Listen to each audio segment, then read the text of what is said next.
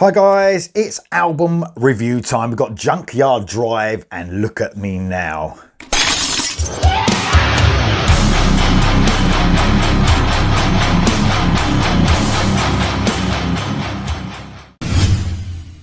So this album is coming out on April the 12th on Mighty Music.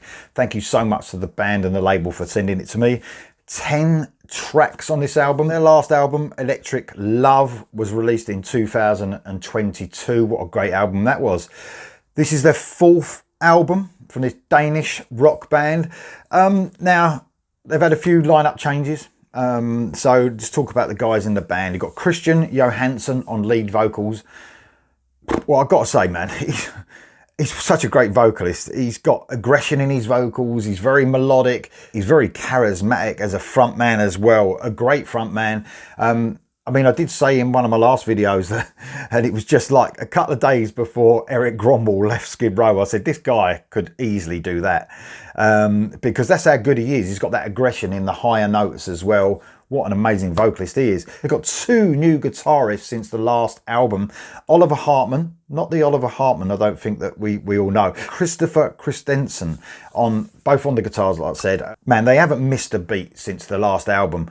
The guitar playing is amazing across this. Bit bluesy at times, very rock and roll, but very technical at the same time. A great addition to Junkyard Drive. And then we've got Klaus on the drums. Made me laugh. Drums and cowbell, it actually said on the promo that was sent to me, so that made me laugh. And yeah, there's cowbell in there. Of course this is a rock and roll band. And then you got Seuss, I think that's how it's pronounced, on the bass. So does, with the, you know, the last album being so fucking good, Electric Love, does Look at Me Now, especially with the new lineup changes, does it hit as hard? Oh, fucking yeah, it hits as hard. They've not lost any of their energy. This is one of the most energetic bands I've ever heard. The energy running through them, the emotion running through them on literally every song. Very anthemic, shout along choruses, sing along, amazing stuff. If you don't know who Junkyard Drive are, one, they're one of the most underrated bands you'll ever know. They are. You listen to them, you think, man, should be massive. That's the first thing I thought when I first heard this band. Remind me a little bit of AC/DC at times, some of the riffing, a bit of Skid Row, we already mentioned Skid Row, a bit of Guns N' Roses, way back Guns N' Roses we're talking, first album Guns N' Roses, a bit of Aerosmith, classic Aerosmith, that sort of thing. So much energy in this band. They are one of the best rock bands out there at the moment. The production also helps the band infuse that energy that they have. It's from a guy called Soren Anderson. He really brings out the most in the band. The guitars are proper loud in the mix, but nothing is forsaken as far as drums and bass and vocals. It's a perfect balance. You can hear every little finger picking note, every snare, every hi-hat. It's amazing production. 10 tracks, every single one of them I loved, every single one. So I'm going to run through track by track. Somewhere to Hide is the opener. It's a fast rocker to kick the album off. Brilliant rock and roll riff that just sets off this brilliant high octane album. Christian's vocals are just fucking amazing on this song and throughout. He just brings that extra to songs already that are brilliant, kick-ass, but he just elevates them even more. I love the chorus, the way the vocal line is written. The band really know how to write great vocal melody lines. Sadly, something that a lot of bands can't do now. Shoot From the Hip is the second song. Love this song. I covered this on a reaction, the last single. That AC/DC-esque riff just kicks off a stomper of a track.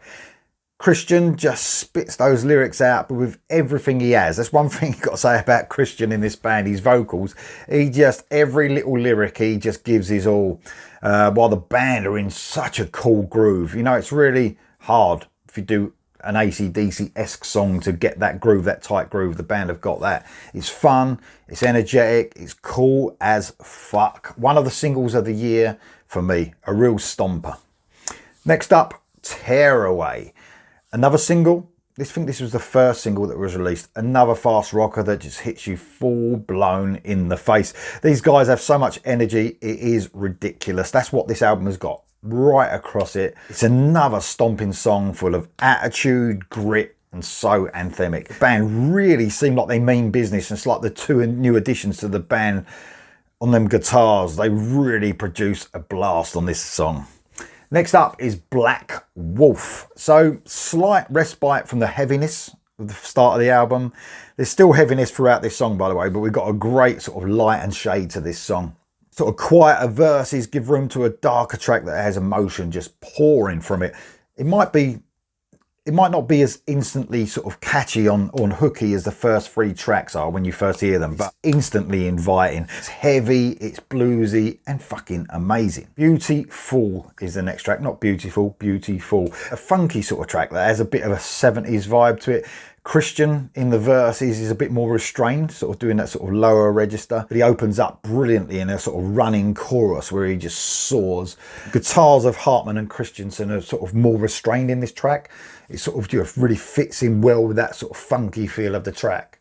Next up is Blood Red Sky, an excellent medium-paced monster of a track. The stomp that the band have is in full force here. They've got a proper stomp to them.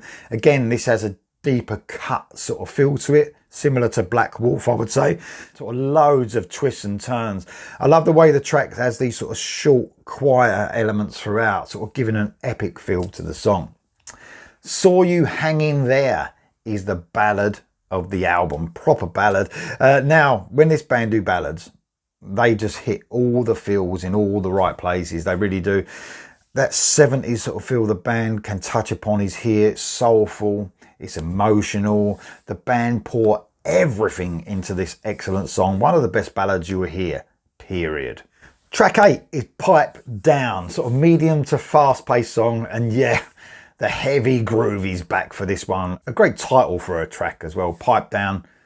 Don't know if you know that saying, it's almost shut the fuck up. That's what it means, as it could be named. It just hits as hard as that. If they called it shut the fuck up, I'm quite happy with that. Anthemic as hell. This is a great rocking song.